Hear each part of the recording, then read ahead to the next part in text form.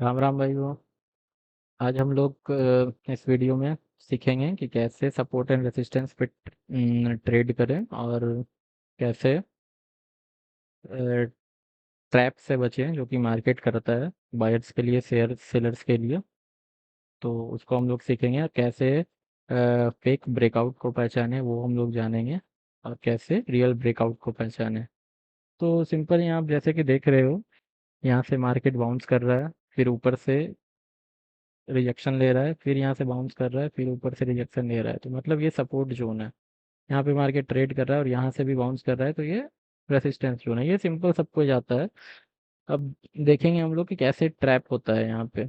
तो जैसे कि मार्केट, आपको मैं सिंपल ही बता रहा हूँ कि जब मार्केट सपोर्ट जोन पे थोड़ा टाइम बिताए, जैसे कि आप एक एक मिनट पे देख रहे हैं तो 5 मिनट से अगर वो एक ही जगह ट्रेड कर रहा है, या आप 5 मिनट पे देख रहे हैं तो 10 मिनट 15 मिनट से एक ही जगह ट्रेड कर रहा है, या 15 मिनट में ट्रेड कर रहे हैं तो आधे घंटे से एक जगह ट्रेड कर रहा है, से टाइम पास कर रहा है, तो मतलब ये सपोर्ट वीक है। ठीक, आप ये बात समझ रहे हैं कि ये सपोर्ट वीक है, मतलब इसका ब्रेकडाउन आएगा, क्योंकि अगर सपोर्ट स्ट्रांग रहता है तो यहाँ से टच करते ही ऐसे रिजेक्शन ले लेता है और ऊपर की तरह जाता है। तो ये नहीं ले रहा है रिजेक्शन सपोर्ट से, मतलब कि ये वीक सपोर्ट है और इसका ब्रेकडाउन आएगा, और ब्रेकडाउन आएगा तो वो एकदम रियल जेन्युइन ब्रेकडाउन होगा जिसका कि चांसेस 80 to 90% रहता है। वो आपको अच्छा खासा प्रॉफिट देगा। तो आप जिस भी टाइम फ्रेम में ट्रेड कर रहे हैं, 1 मिनट, 5 मिनट, 15 मिनट, तो जो भी कैंडल ये रेसिस्टेंस के नीचे क्लोजिंग देगी, ठीक, जो भी कैंडल इस रेसिस्टेंस इस सपोर्ट के नीचे, सॉरी, क्लोजिंग देगी, उस कैंडल के लो पे हम एंट्री करेंगे। ठीक, और उस कैंडल का हाई हमारा एसएल रहेगा, स्टॉप लॉस रहेगा। तो ये इजीली हमको 1:3 तो दे ही देगा ऐसे। हमें बस यही देखना है कि कंसोलिडेट करना चाहिए। ठीक, उसी तरह ये बाइंग का सेटअप है। ये सपोर्ट हो गया, ये रेसिस्टेंस हो गया, ये रेसिस्टेंस पे जाके बार बार कंसोलिडेट कर रहा है, टाइम पास कर रहा है। इसको गिरना होता तो एक्चुअली ऐसे ही क्विक रिजेक्शन लेता, क्योंकि सेलिंग फास्ट होता है तो यहाँ से वो गिर जाता, बट ये टाइम पास कर रहा है, तो मतलब इस जोन का ये वीक रेसिस्टेंस हो चुका है, इसका ब्रेकआउट आने वाला है। तो फिर हम यहाँ पे जो भी कैंडल, जो कि आप 1 मिनट, 5 मिनट, 15 मिनट जिस पे भी ट्रेड कर रहे हो, जो भी कैंडल हमें क्लोजिंग देगी यहाँ पे, उस कैंडल इस रेसिस्टेंस के ऊपर क्लोजिंग देगी, वहां पे हमें बाय इनिशिएट करना है, और उस कैंडल के लो का हमें एसएल रखना है। तो ये हो गया हमारा 1:2, 1:3 का वेट करेंगे हम लोग। 1:2 के बाद जनरली कॉस्ट टू कॉस्ट ले आते हैं। तो ये हो गया कि हमें सपोर्ट एंड रेसिस्टेंस पे कंसोलिडेशन का वेट करना है। एक्चुअल ये सेटअप पे ही हमें ट्रेड करना है। आपको 80% एक्यूरेसी तो रहेगा ही ऐसे। अननेसेसरी ट्रेड आप नहीं लेंगे सपोर्ट एंड रेजिस्टेंस पे, नहीं तो बहुत ऐसे हिट होता है, तो आप वो नहीं लेंगे। एक दो ऐसे हिट होगा इसमें भी, जैसे कि 70-80% इसका वो है, तो ठीक है, वो तो हर स्ट्रैटेजी में कुछ ना कुछ लूपहोल रहता है ये। फिर हम यहाँ देखेंगे कि जैसे कि डायरेक्ट ब्रेकआउट। फर्स्ट थिंग मैं आपको बोल दे रहा हूँ कि फॉरेक्स और क्रिप्टो में डायरेक्ट ब्रेकआउट में कभी ट्रेड नहीं लेना है, उससे बढ़िया आप ट्रेडिंग नहीं करो, क्योंकि वो 80% केस में फेक आउट ही होता है। अगर आपको लेना भी है तो बहुत कम क्वांटिटी से ट्रेड लो, जो कि मैं अपने अगले वीडियो में आपको बताऊंगा कि कैसे डायरेक्ट ब्रेकआउट को ट्रेड करना है। तो जैसे कि आप ये देख रहे हो कि सपोर्ट इस रेसिस्टेंस का डायरेक्ट ब्रेकआउट आया, यहाँ पे ये ट्रैप किया बायर्स को, और फिर ये सेलिंग में चल गया। तो यहाँ पर हमें कैसे ट्रेड करना है, हमें वेट करना है कि अगर मार्केट विदाउट कंसोलिडेशन के डायरेक्ट ब्रेकआउट दे, तो हमें उस पे बाइंग साइड में ट्रेड नहीं लेना है, हमें वेट करना है कि वो मार्केट पे बायर्स को ट्रैप करके जब सेलिंग साइड में आएगी और यहाँ पे एक क्लोजिंग कैंडल देगी, 1 मिनट का हो या 5 मिनट का हो या 15 मिनट का हो, जो भी कैंडल आप जिस भी टाइम फ्रेम में ट्रेड कर रहे हैं उस हिसाब से आपका टारगेट रहता है। जो भी कैंडल यहाँ पे क्लोजिंग देगी, उस कैंडल का क्लोजिंग पे हम एंट्री लेंगे, और उस कैंडल का हाई हमारा एसएल रहेगा, और हम 1:3 टारगेट का वेट करेंगे, सिंपल। और इफ इसमें ये पॉइंट बहुत इंपॉर्टेंट है, ये जो पॉइंट है ये बहुत इंपॉर्टेंट है। जब हमें 1:2 टारगेट मिल जा रहा है तो हमें कॉस्ट टू कॉस्ट ला देना है, क्योंकि ये रिवर्सल भी बहुत क्विक दे सकता है। कहीं से भी रिवर्सल दे सकता है आपको ऐसे, मतलब यहाँ यहाँ से ऐसे दे सकता है, यहाँ से ऐसे दे सकता है, कहीं से भी रिवर्सल दे सकता है, तो आपको मतलब कि उसके लिए भी प्रिपेयर रहना होगा। 1:2 पे आपको कॉस्ट टू कॉस्ट पे ला देना है, सिंपल। उसी तरह ये सेलिंग साइड का है कि यहाँ पे सेलर्स को ट्रैप किया, डायरेक्ट ब्रेकडाउन था ये रेसिस्टेंस का, तो हमें सेलिंग में यहाँ पे नहीं जाना है। जो सिंपल सपोर्ट एंड रेसिस्टेंस हमें ट्रेड ही नहीं करना है कि मार्केट सेलिंग में जा रहा है, सबको पता है कि यहाँ से मार्केट सेलिंग में जाएगा, तो यहीं तो बिग इंस्टीट्यूशन आपके सारे सेलिंग ऑर्डर को एक बार में हैवी बाइंग करेंगे कि आपका सारा सेलिंग ऑर्डर बाइंग में चला जाएगा और सारे रिटेलर का ऐसा लेट हो जाएगा।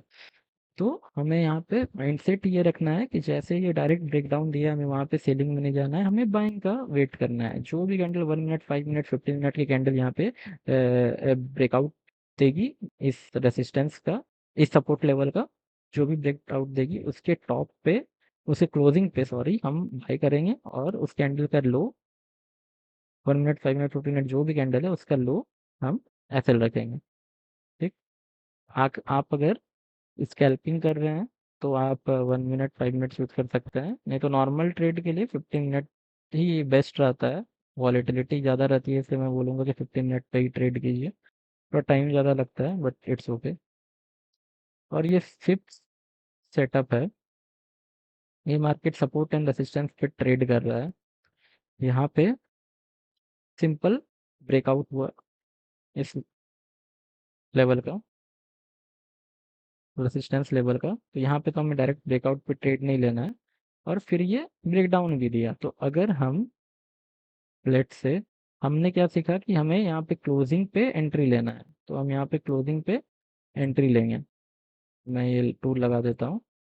क्लोजिंग पे एंट्री लेंगे और अपर कैंडल के टॉप का एसएल रखेंगे। बट ये हमें यहाँ से रिवर्सल हो गया, तो इसलिए मैं आपको बोल रहा हूँ कि 1:2 अगर आपको मिल जाता है तो आप कॉस्ट टू कॉस्ट ला दीजिए, जिससे कि आपका एसएल हिट नहीं होगा। ठीक। तो फिर यहाँ पे ये रिवर्सल दे दिया ऐसे, फिर तो रिवर्सल हो गया तो ठीक है। यहाँ पे हमने कॉस्ट टू कॉस्ट ला दिया तो हमारा एटलीस्ट एसएल तो नहीं गया, मतलब नो प्रॉफिट नो गेन, हम ब्रेक इवन पे रह गए। बट जब मार्केट फिर से अगेन ये लेवल को क्रॉस करेगा, ये जहाँ पे ये ब्रेकआउट करेगा, यहाँ जहाँ पे ये फर्स्ट टाइम ब्रेकआउट किया था, ये सेकेंड टाइम फिर जहाँ से ब्रेकआउट करेगा, हम फिर यहाँ पे बाइंग साइड का एंट्री लेंगे। और इस कैंडल के, उस कैंडल जो कि ब्रेकआउट कैंडल है 1 मिनट, 5 मिनट, 15 मिनट पे, उसके लो का एसएल और 1:3 का टारगेट रखेंगे। 1:3 मिनिमम है, बट वो मैक्सिमम भी बहुत ज़्यादा होता है, बट 1:3 के बाद हम 90% क्वांटिटी पार्शली बुक करके 10% को हम वेट करेंगे कि वो और कहाँ तक जाता है। इसमें बहुत बड़े बड़े टारगेट भी हम अचीव करते हैं, ये हम आपको कभी चार्ट्स पे दिखाएंगे। तो ये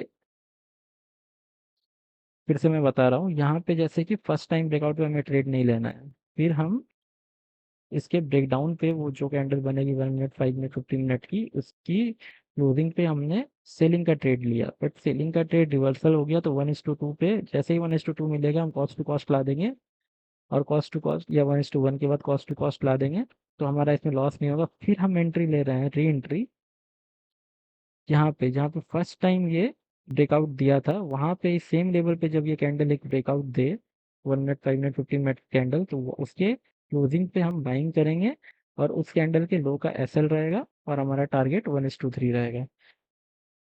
उसी तरह क्लोजिंग सेलिंग में भी है कि जैसे आप देख रहे हो कि यहाँ पे मार्केट ने ट्रैप किया, फिर हमें यहाँ से डायरेक्ट ब्रेक डाउन पे तो हमें ट्रेड नहीं लेना है।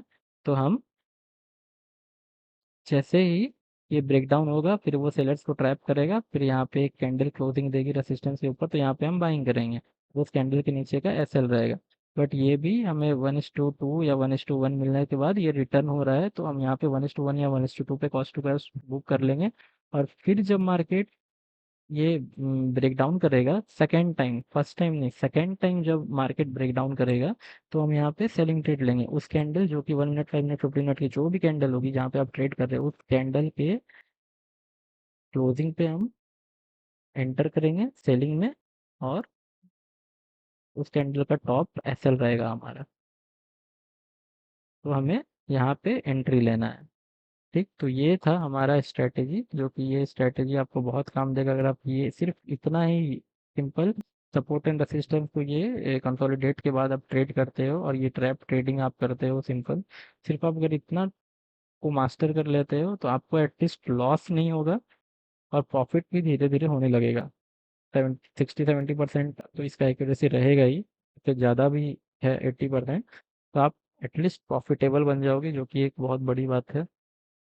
तो ठीक है गाइस, फिर मैं नेक्स्ट वीडियो में बताऊंगा कि कैसे डायरेक्ट ब्रेकआउट को ट्रेड कर सकते हैं। और भी इसमें कुछ चीज़ें जो कि बहुत इंपॉर्टेंट है, उसको अगर आप इम्प्लीमेंट करते हो, पेशेंस रखते हो, तो आप और भी ज़्यादा प्रॉफिट कर सकते हो। Thank you guys.